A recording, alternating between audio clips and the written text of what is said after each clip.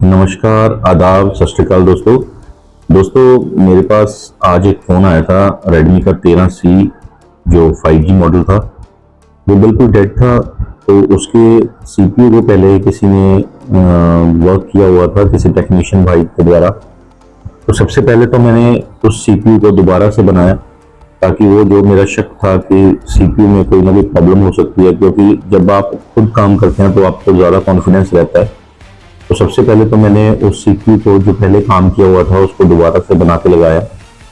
लेकिन दोस्तों, जब मैं उसको दोबारा बना के लगा चुका था तो उसके बाद मैंने देखा कि फ़ोन तो पावर ऑन हो चुका था, लेकिन उसकी जो टच थी वो प्रॉपर वर्क नहीं कर रही थी।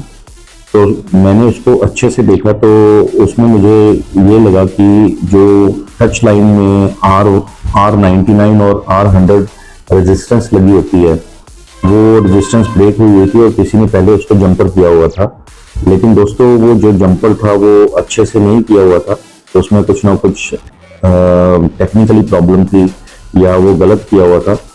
तो मैंने दोस्तों इस वीडियो के अंदर आपको वो जंपर भी दिखाया है, तो आप बड़े ध्यान से इस वीडियो को देखिएगा, तो आपको बहुत कुछ सीखने को मिलेगा।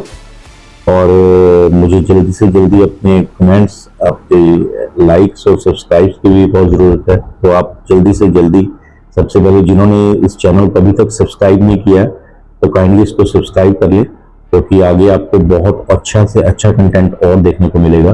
Thank you so much for everyone and watch the video.